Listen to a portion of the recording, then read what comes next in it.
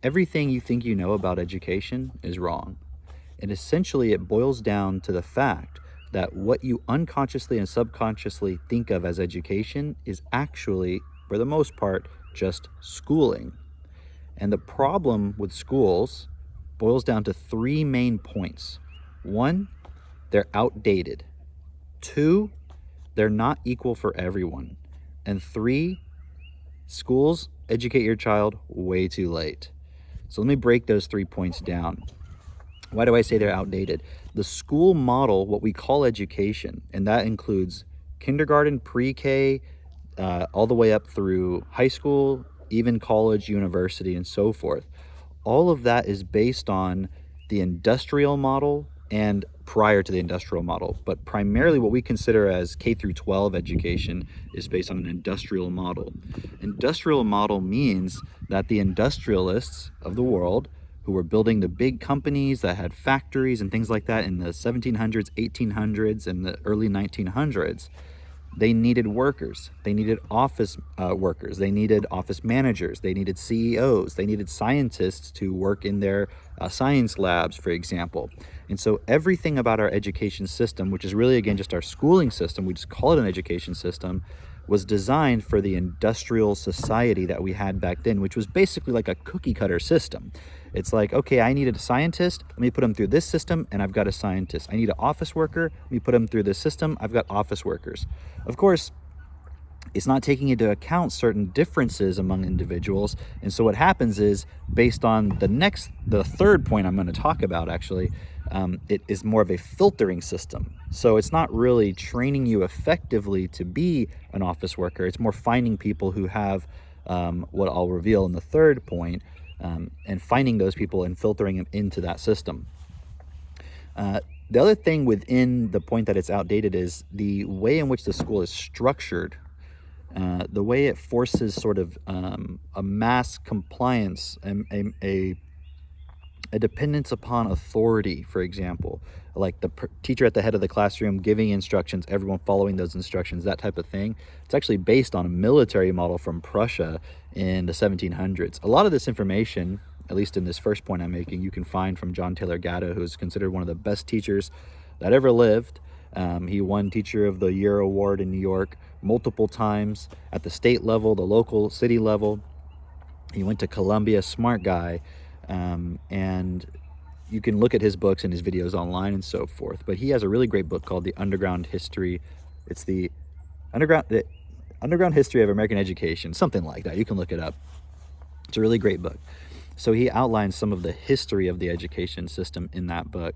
Now, the second point about education not being equal for everyone will give a foundation for you to explain the third point, which will really tie it all together. And that second point about it being unequal, it stems from the fact that when you go into school, you come with a set of understanding about the world around you. You come with a certain vocabulary, as we call it. Meaning, in a vocabulary is simply every word that you know, that you understand, that you can comprehend. That's all it is. That's actually what a real education is. It may not be totally clear why that's the case, but again, like I said, everything you think about education is wrong. It's far more simple than you realize. But the school system takes advantage of the fact that people come into school with different vocabulary levels. And what it ends up doing is it ends up filtering people in a sort of class system. It's not called class by coincidence, where you have the slower learners, the medium, and then the faster learners. Now, learning fast or slow is based on two things. There's a genetic point, which is based on memory, but then there's also, even more importantly, the point which is based on your vocabulary, which another way of looking at that is the context of things that you understand. So if I said the word tree, for example, if you've never seen a tree, if you've lived in a city your whole life, maybe your only conception of a tree is from a book. Maybe you've just seen them planted like on the sidewalk or something, but you've never cut down a tree. You've never taken a fruit from a tree. You've never grown a tree. You've never observed that process. Maybe it's just the chemical processes of how a tree grows from a book that you've read. But if you are a lumberjack, obviously your idea about trees, your context is going to be totally different. If you're a woodworker, you're going to have a lot different understanding of trees. If you're a botanist, an arborist. So you have different contexts, which really represents different vocabulary sets. And I would say each one of those is limited in its own way. Obviously, the best type of context would be to have every point of vocabulary or knowledge about what a tree is. Because then when you're making decisions that might affect trees or might affect you based on your interaction with a tree, like whether you're going to cut trees down, whether you're going to use them for something, whether you're going to allow trees to be planted in a certain place, the more context you have, the more understanding, the more words you have with proper definitions about what a tree really is in all of the different contexts, the better you can make a decision that affects not only you but everyone else, that where the result of that is the best outcome possible, which is at the end of the day what we all truly want, isn't it? So going back to the point of why schools are not equal for everybody, every child is coming into school, let's say around kindergarten or pre-kindergarten age, with already at least 3-4 years of words having already been put into them through their parents, through their environment, and now, through TV, commercials, also through like apps and video games and all kinds of other things that children are exposed to. And so their context has already been built largely in a certain direction with certain limitations and even some contexts that are incorrect. Like if let's say your only real context for a tree was a talking tree that was in a cartoon you saw where it has magical powers. I mean, your unconscious understanding of what a tree is can be very skewed, and that will actually affect your imagination, your ability to again make decisions long term that would involve the context of trees, because unconsciously you're operating from a totally skewed understanding. It's kind of hard to understand perhaps how that relates in the context of a tree, but here's a more concrete example. Think about relationships. If your only real context for relationships, let's say your parents were never home and you just watched sitcoms all day, and so your definition of relationships was all of the messed up BS from like daytime, what are those things called, soap operas. Like that was your conception and what was imprinted into you. You've heard of these things where it's like you have a duck that's born and it's not near its mother when it's born, and then there's like a ping pong ball, and then the duck imprints on that ping pong ball and like always wants to be around it. Kind of, it's taken the place of its mother, because ducks, when they're born, they imprint on the things that are around them. Humans are similar, obviously different, but similar in the sense that every piece of information that's in the child's environment gets imprinted into the child. And as a parent, that can be very scary, actually, when you fully realize the full context of what that implies. This is why our kids do not use iPads. This is why they don't have phones. Our son is 5 and he doesn't use an iPad. He knows what it is. He's interacted with one, but we don't have iPads where we just give it to him and let him play games and all that stuff. We're very specific about the inputs that he's exposed to. Same with our daughter as well. She's 3. This is one of the reasons, in conjunction with them using TechnoTutor and obviously how we treat them and interact with them as parents, this is why they're so advanced for their age. Again, going back to the point with the unequal part about school, it should be clear by now, but I'll just drive the point home. If every child comes into school with a different set of vocabulary and context, and then the school just says, okay, here's what you're going to learn now, but they don't go and identify for each child, well, what is their context about these words we're going to teach them, and correct any misalignments, any misunderstandings, and add where necessary.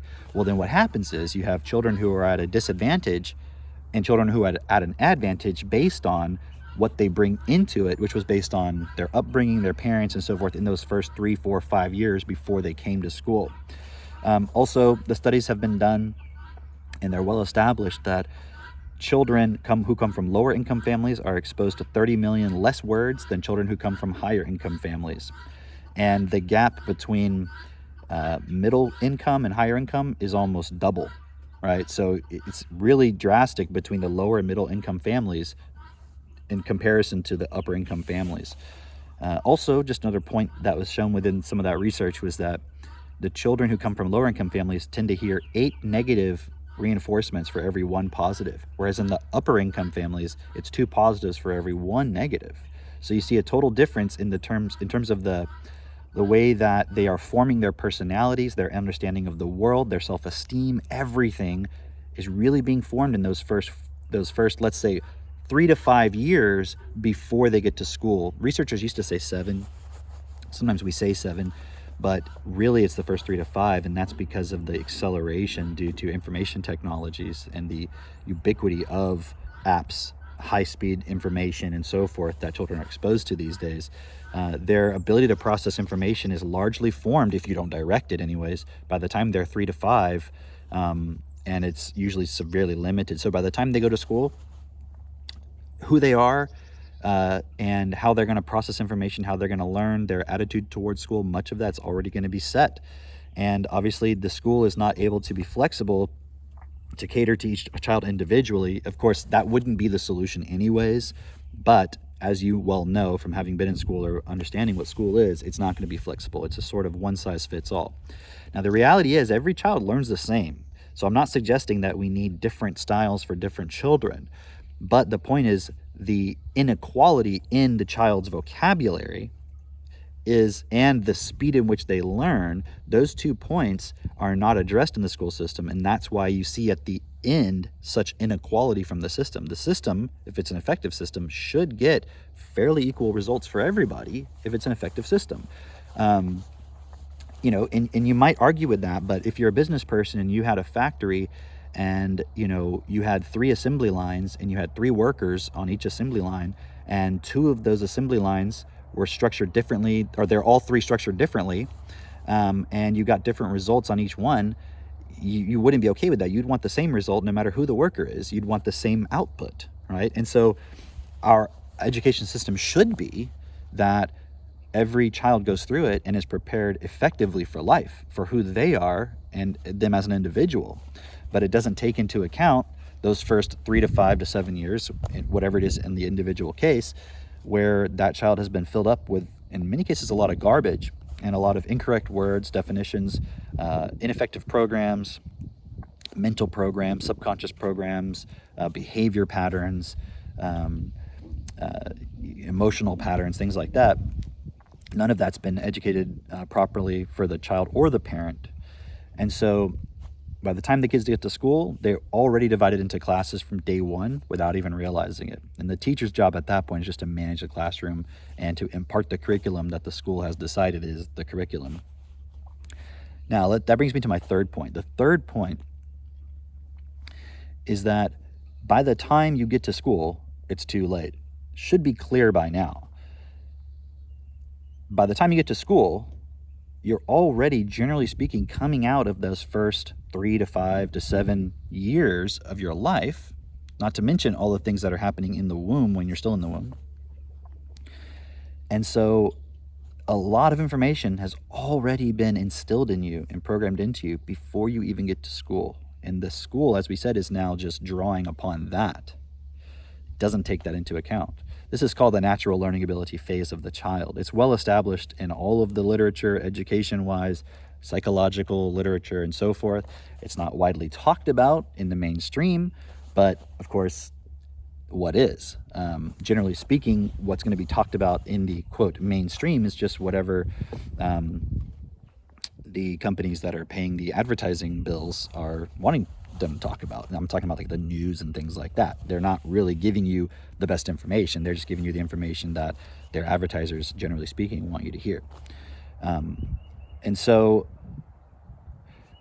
if you were to go and dive into the research and really study and really get to the bottom, like read all of the reading research that's been done, that's published, available in the reading research manuals like I've done, including the early literacy research manuals, you'll see that the best approach, the best approach, not one of the good approaches, like the best approach, is to ensure that from the very beginning, a child is developing an unconscious, automatic recognition of words with correct definitions, so that by the time they are ready to start reading, they can already read, because the words are already within them.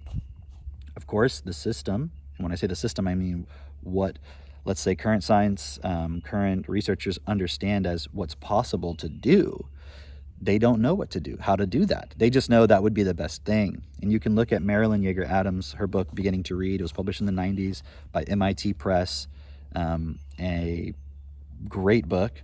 And everything subsequent to that that's been published has reinforced what she said, which was true reading is the ability to unconsciously recognize words automatically, effortlessly, and to process them without any extra expended mental effort. And unfortunately, the way that we're taught to read by either inexperienced parents or the school system, if you didn't learn to read at all before you got to school, so there's going to be some combination of that usually, all the methods used in schools are ineffective for the reasons that I've already mentioned. It's too late. It's not equal for everybody because it's not taken into account those first 7 years. And it's based on an industrial model where the point isn't to make sure everyone's equally effective, because you always have the old saying of, well, who will take out the trash and who will work at McDonald's? Well, we're increasingly moving towards a society where people don't need to go and work at McDonald's anymore. A robot can do that. You can order it on an app from your phone and have it delivered to you by a robot car. That's coming. It may not be here yet, but we all know that's inevitable. And a lot of things over the past few years has accelerated all of this. So the real question is, are you preparing your child to live in that future where we don't need people to take out the trash? I mean, maybe you take out your own trash, or maybe your personal robot does it, but you don't need a garbage worker anymore, right? Because we've already had the point where now you have, instead of a whole crew, you've got a thing that comes and picks up the trash and dumps it in. So you only need the one person driving it, and eventually that will be automated. We know that's coming. It's just a matter of time. It is inevitable. So how do you prepare your child to live in the world where they're constantly being impulsed by, let's call it fake news narratives, social media that's designed to suggest to them how to be, not actually to understand who they are and what their needs are, but to suggest to them certain things in a very insidious way, in a way that, it's like tracking everything you do and then taking that information and figuring out, how can I sell you this next thing, and giving that information away. How do you support your child to deal with that environment where the online, virtual, if you want to call it metaverse, whatever, eventually will be here, and a lot of people and children are going to be sucked into that, where the reality that they experience and perceive is going to be totally constructed for them. How do you support your child to navigate that world where they're exposed to information that's just coming at them a million miles an hour? Well, then their brain, their ability to process information needs to operate faster than a million miles per hour. So they have the mental space to slow down and evaluate objectively and say, what's best for me? That's what TechnoTutor is all about.